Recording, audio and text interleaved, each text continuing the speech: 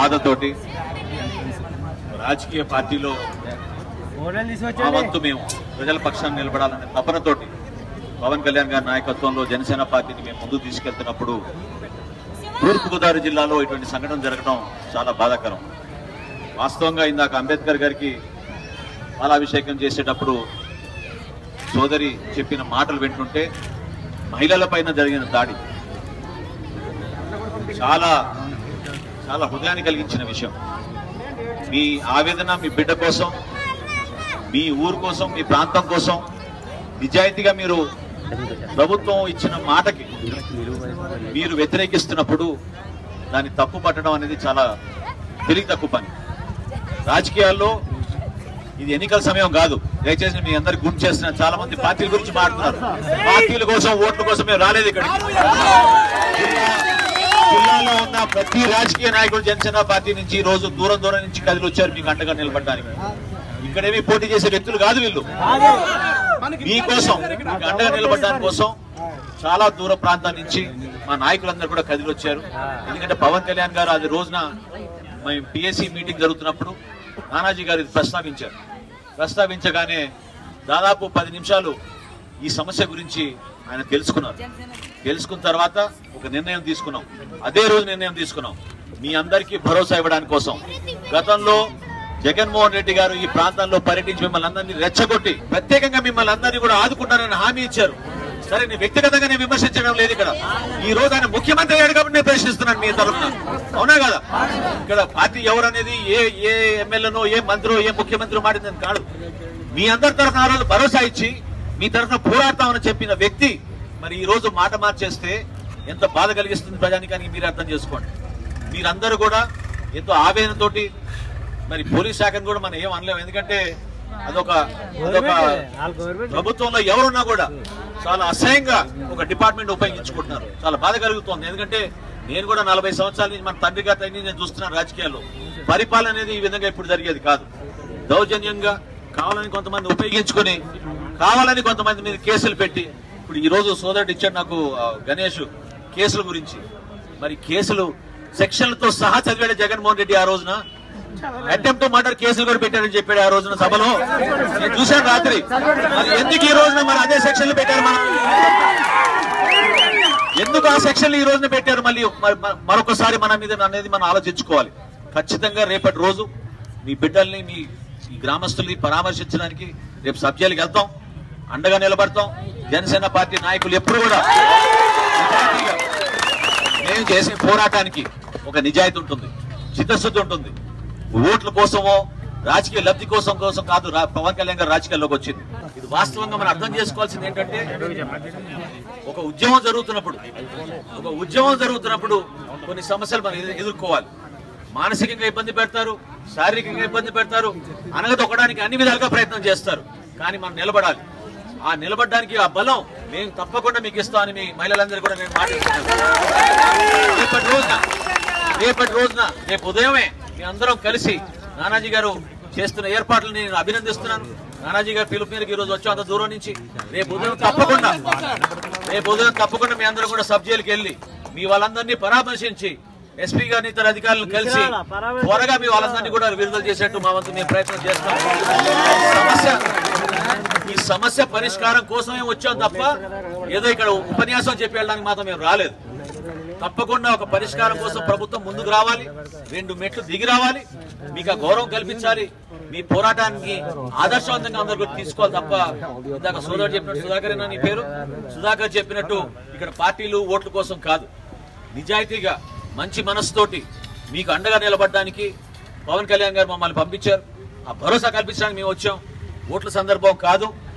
మీరందరూ కూడా అర్థం చేసుకోవాల్సింది ఏంటంటే, సమాజంలో ఒక మనిషి పైన నమ్మకం ఉన్నప్పుడే ఆ మనిషిని మీరు ముఖ్యమంత్రిగా ఎన్నుకుంటారు. అది కోల్పోయినప్పుడు ముఖ్యమంత్రి స్థానంలో ఆయన కంటిన్యూ అవ్వాల్సిన అవసరం ఆయనకి లేదు. అది ఒక ప్రాంతానికి సంబంధించిన విషయం కాదు. శ్రీకాకుళంలో గుర్రాన్ని వదిలేరు, ఆ గుర్రం నడుచుకుంటూ పరిగెత్తుకుంటూ వస్తోంది. ఈ ఊర్లో మీరు అడ్డుకున్నారు, ఆ గుర్రాన్ని ఆపారు కాబట్టి ప్రభుత్వం నుంచి ఈ పెద్దలందరూ కూడా మీ మీద కక్ష కట్టి దౌర్జన్యం చేస్తున్నారు. ఉన్న మాట వాస్తవాలు మనం ఆడుకోవాలి. అవునా కదా? ఆ రోజు నిన్న రాత్రి 4 సార్లు చూశాను వీడియోలు. గతంలో అన్న మాటల గురించి నాకు చాలా బాధ కలిగించింది.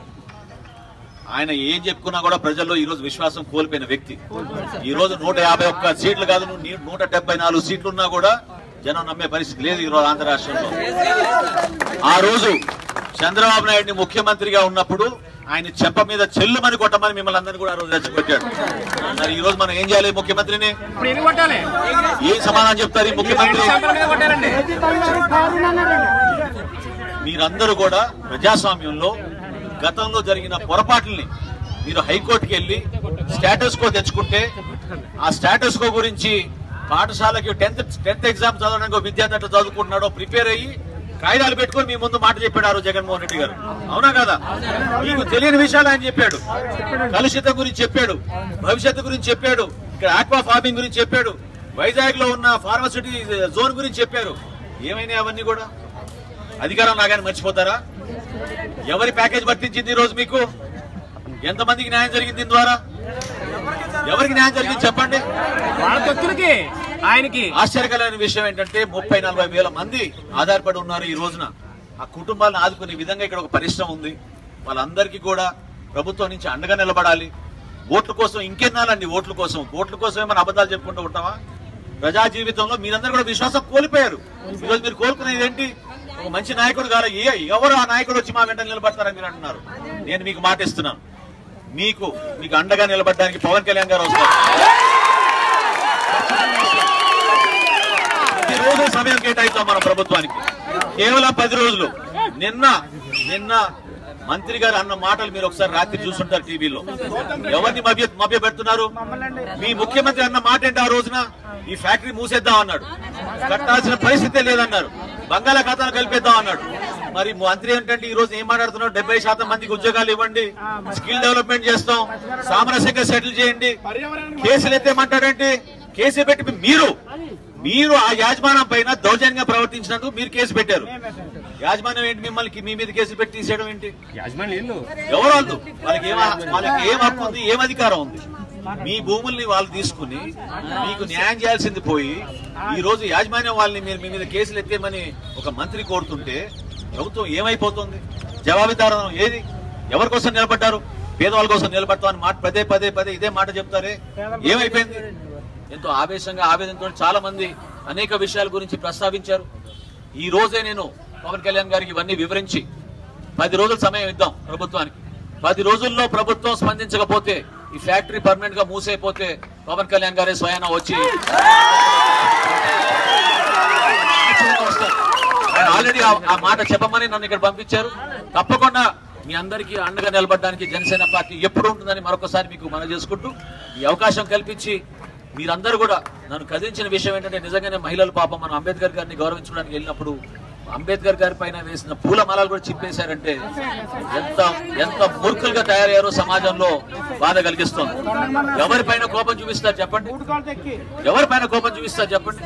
అధికారం ఉన్నంత మాత్రాన ఇష్టం వచ్చినట్టు ప్రవర్తిస్తే మాత్రం ఖచ్చితంగా మనం ప్రశ్నించడమే కాదు, మనం కూడా తిరగబడదాం, దానికి సిద్ధంగా ఉందాం అని చెప్పి మీకు మనం చేసుకుంటున్నాను. జాగ్రత్తగా ఉండండి. ఈ వారం రోజులు మనం అన్ని క్షుణ్ణంగా పరిశీలిద్దాం.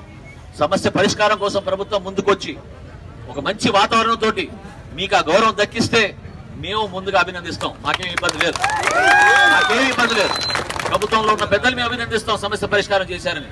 కానీ ఈ డొక్క తిరుగుడు వ్యవహారంతో కావాలని మభ్య పెట్టడానికి ఉద్యోగాలు ఇస్తామని, ఇంకేదో రకరకాల స్కిల్ డెవలప్మెంట్లు చేస్తామని, కేసులు ఎత్తేస్తామని ఈ విధంగా మాట్లాడితే మాత్రం సహించేది లేదు.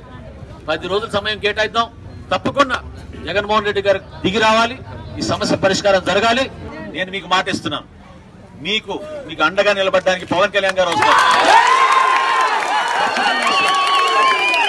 ప్రతిరోజు సమయం కేటాయిద్దాం మన ప్రభుత్వానికి. కేవలం 10 రోజులు.